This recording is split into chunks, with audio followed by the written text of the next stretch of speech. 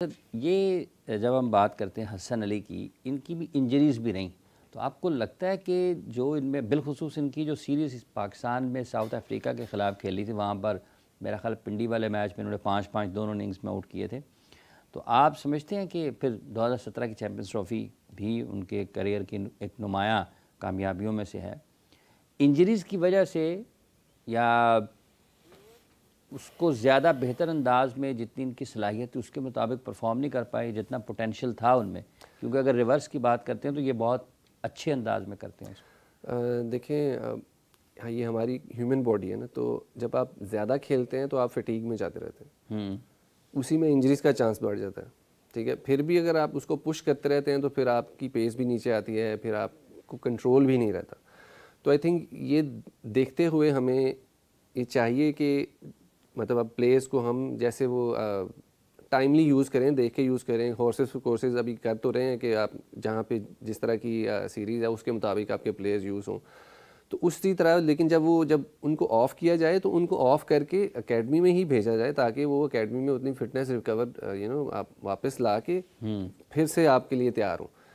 होता नॉर्मली ये है कि वो रेस्ट के लिए अगर करते भी हैं तो प्लेयर्स को डोमेस्टिकली जो लीग्स होती हैं बाहर, उनमें कॉन्ट्रैक्ट्स होते हैं, तो वो उनको जाना पड़ जाता है। तो फिर भी अगर ये भी करना है तो उनको मैनेज करना बड़ा ज़रूरी है कि किस तरह वो मैनेज है, उनकी फ़िटनेस कितनी मैनेज हो रही है, वर्कलोड कितना मैनेज हो रहा है। आई थिंक उस वजह से हसन अली थोड़ा बहुत इंटरनेशनल कुछ ज़्यादा खेले उस अरसे में, रेस्ट उस तरह नहीं मिला तो वो रिकवरी उस तरह नहीं कर पा रहे थे, जिसकी वजह से जो उनकी परफॉर्मेंस है वो नीचे आई। बैक इंजरी हो गई ड्यूरिंग ट्रेनिंग सेशन बैक, तो उधर से मेरा 2019-20 की जब इनकी इंजरी हुई थी एक मतलब पहले, वो थोड़ा लंबा भी हो गया उनका वो वाला 2019-20 में शायद। बिल्कुल, वो आई थिंक डेडलिफ्ट करते हुए उनको बैक इंजरी हुई थी। तो आई थिंक देखें वो स्ट्रेंथ वो लड़का है करने वाला जो करना चाहता है। तो अभी भी मैं यही देख रहा हूँ कि वो जिस तरह कर रहा है, जिस तरीके से अपनी ट्रेनिंग कर रहा है, वो बहुत अच्छी चीज़ है। और आई थिंक आपको उसका कमबैक मिलेगा, जहाँ भी उसको खेलने का मौका मिलेगा उसके बाद वो परफॉर्म करके आएगा। अच्छा, ये भी आपको लगता है कि जैसे अगर आपकी रेस्ट नहीं मिला बॉडी को उतना ज़्यादा, अगर आपने क्रिकेट ज़्यादा खेली है, तो फिर जब आप रेस्ट पर हैं नेशनल टीम से, नेशनल ड्यूटी से, तो इसका मतलब ये है कि फिर आप रेस्ट पर हैं, फिर आपको कोई भी दूसरी क्रिकेट नहीं खेलनी चाहिए, ताकि आप अगर इधर से एक फॉर्मेट से आपको आराम मिला है तो जब दोबारा आपको कौमी टीम के लिए आना है तो आपकी दस्तयाबी हो और आप उस दौरान में आराम करें, ताकि आप अपनी बेस्ट पोटेंशियल के ऊपर दोबारा पाकिस्तान के लिए खेलें। उस दौरान कोई दूसरी क्रिकेट नहीं खेलनी चाहिए। देखिए, ये ओनर्स अपने प्लेयर पे भी हो जाता है कई दफ़ा। ठीक है, बोर्ड ने आपको रेस्ट करवाया है, जैसे भी आपको अब नहीं खिला रहे, आपने अपनी बॉडी को देख के कराया तो उसका एक मकसद है। हाँ, आपने अपनी बॉडी को भी देखना है। देखें, आप ये सेंस होना बड़ा ज़रूरी है कि आपको अपनी बॉडी का कितना पता है। आपको पता है कि टूट रही है या मैं फटीग हो रहा हूँ, फिर भी आप जाके खेलते जाएंगे तो आई थिंक वो एक नुकसानदेह चीज़ हो जाती है। पैसा तो आ जाता है उस वक्त टेम्प्रेरी, आपके पास आपको फाइनेंशियल गेन हो जाता है, लेकिन जो आपका आगे से जो प्लेइंग डेज का जो पीरियड है ना, वो कम हो जाता है। तो इसलिए आपको ये प्लेयर्स को ये सेंस देना, मेंटर्स बड़े इंपॉर्टेंट हैं इसमें। जो मैं ये चैंपियंस कप वाले मेंटर्स की बात नहीं कर रहा, मैं जो आपके अपने वैसे किसी ना किसी का कोई मेंटर होगा, कोई लीडर होगा, कोई कैप्टन, जो कोई भी जिसकी आप किसी से भी आपकी अच्छी बातचीत, ठीक है, उनको ये चीज़ें उनसे डिस्कस करनी बड़ी ज़रूरी है। उनको भी ये इन्फॉर्मेशन हो कि भाई हाँ, ये इसको इतना करना है, इसके बाद ये टूट सकता है या ऐसे हो सकता है, इसको कैसे समझाना है, किस तरह उसको ये डील करवाना है इन चीज़ों से कि ये वाली लीग में जाओ, इसमें नहीं जाओ, ताकि तुम रिकवर कर सको। तो ये प्लेयर पे भी बहुत ओनस होता है। हर चीज़ हम बोर्ड के ऊपर नहीं डाल सकते कि उन्होंने करना है, तो प्लेयर ने भी देखना होता है कि अगर आपने 40 तक खेलना है, आपने लंबे अरसे तक खेलना है, तो आपको अपना स्ट्रेंथ एंड कंडीशनिंग प्रोग्राम जो है वो उसको अच्छे तरीके से फॉलो करना होगा। आपको सीखना पड़ेगा चीज़ों को। बाबर और रिजवान नहीं होंगे इस T20 टीम में पाकिस्तान की, जब न्यूजीलैंड के ख़िलाफ़ पाकिस्तान खेल रहा होगा, तो एक काफ़ी वक्त के बाद दोनों T20 टीम का हिस्सा नहीं होंगे। काफ़ी वक्त के बाद ऐसा होगा कि दोनों स्क्वाड में भी नहीं है, प्लेइंग 11 में भी नहीं है और ओपन करते हुए भी दिखाई नहीं देंगे। तो ये किस हद तक उन दोनों के लिए है और किस हद तक जो इनकी जगह खेल रहे होंगे उनके ऊपर एक दबाव आएगा कि परफॉर्मेंसेस तो हैं उनकी इनफरादी तौर पर। देखें, जो मैं टीम्स को देखता आ रहा हूँ पहले से भी, 90s में भी, आगे 2000 में भी, तो जो टीम से निकाला जाता था वो परफॉर्म करके वापस आता था। ठीक है, यहाँ रेस्ट करवाया जाता था तो वो डोमेस्टिक में जाके वो परफॉर्म करके उसी फॉर्मेट में वापस आता था। आपके पास काफ़ी सारी मिसालें हैं, हफीज़ भाई हैं, शुएब भाई हैं, राशिद भाई हैं, मोइन भाई हैं, ये आपस में इनका स्विच होता रहता था क्योंकि वो एक से परफॉर्म नहीं होता था, दूसरा तैयार बैठा होता था, वो परफॉर्म करके बैठा होता था, वो वापस आ जाता था टीम में, जो दूसरा है वो फिर दुनिया अब 2-2 विकेट कीपर खिला रही है। हमने 90s में 2 विकेट कीपर खिलाए हुए हैं, मोइन खान और राशिद लतीफ़ दोनों खेले हुए हैं एक ही टाइम में। ऐसे ही है, देखिए वो उनकी परफॉर्मेंस होती थी ना, फिर उनको खिलाना पड़ जाता था कि वो नीचे जाते थे, डोमेस्टिक में परफॉर्म करते थे, वापस आ जाते।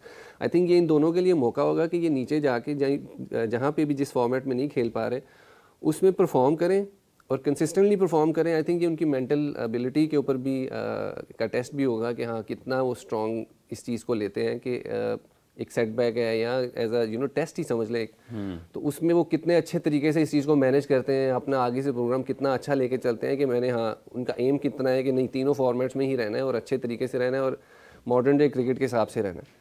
तो अच्छा, लेकिन ये आप समझते हैं इन दोनों के लिए भी एक चैलेंज है कि अब अगर वापस आना है तो फिर परफॉर्म ऑब्वियसली बिल्कुल आई थिंक ये है, जो नए खेल रहे हैं उनके लिए भी है, ऑब्वियसली उन्होंने अपनी जगह बनानी है, जिनको साइडलाइन किया है, जिनको रेस्ट करवाया, दूसरे फॉर्मेट्स के लिए प्रेफर किया है, उनको भी अगर आपने उन्होंने खेलना है तो उसको बनाना है। जैसे अली की बात करेंगे, टेस्ट खेला है, 4 डे कंसीडर कर रहे थे, लेकिन उसने डोमेस्टिक में T20 में भी उतना अच्छा परफॉर्म किया और वनडे में उतना अच्छा परफॉर्म किया, फिर PSL में भी उतना अच्छा परफॉर्म किया, जिसकी वजह से उसका कम बैक T20 में भी हुआ।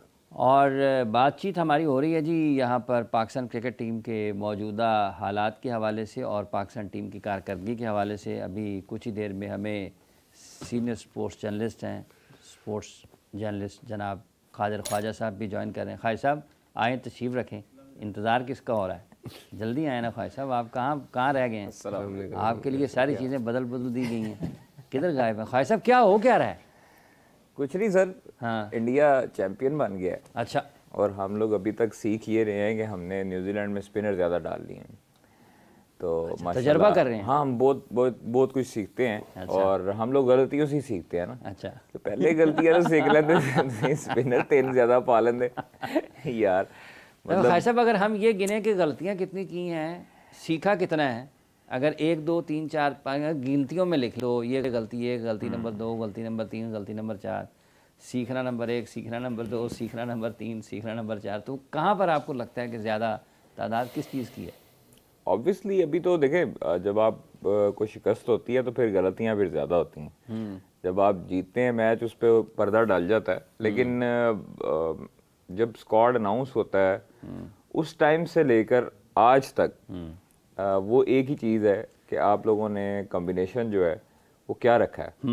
मतलब एक बच्चे को जिसको क्रिकेटिंग सेंस है, जो क्रिकेट खेलता है। देखें, ये हमारा एक वाहिद खेल है जो घरों की छतों पर भी खेला जाता है और हर छोटा बच्चा जो है वो खेलता है इस चीज़ को अंडरस्टैंड करता है। बट अगर वो जो साइंसदान है उनको बेहतर पता है कि उन्होंने क्या तजर्बे करने थे, कौन से मॉलिक्यूल्स फार्मूले उन्होंने बनाने थे, तो आप वो बेहतर बता सकते हैं। लेकिन स्पिनर्स देखें, आपकी होम कंडीशन है, आपको बेहतर पता होना चाहिए था कि पूरी दुनिया अगर पागल है कि 3-3 4-4 स्पिनर्स के साथ आ रही है। आपने फाइनल में देखा है इंडिया ने 4 स्पिनर्स के साथ गई प्लेइंग 11 में, ठीक है। उन्होंने जो फास्ट बॉलर से करवाए वो पूरे भी ओवर नहीं करवाए, वो तो 10-12 ओवर, 38 ओवर तकरीबन, 38 ओवर, हाँ 38 ओवर उन्होंने स्पिनर्स के साथ 9 ओवर्स करवाए हैं शामी ने और 3 ओवर्स करवाए थे हार्दिक पांड्या ने, तो 12 ओवर उन्होंने फास्ट बॉलर से करवाए। और दोनों को 12 ओवर्स में 100 से ज़्यादा रन हुए हैं। जी सर, दोनों के 12 ओवर्स में 100 से ज़्यादा रन हुए। इसीलिए उनको एक तो एडवांटेज था कि वो वहीं पे थे, उसके बाद एक कंडीशन थी, उनको पता था सारी चीज़ों का, उन्होंने स्क्वाड भी उसी तरह मुंतखब किया।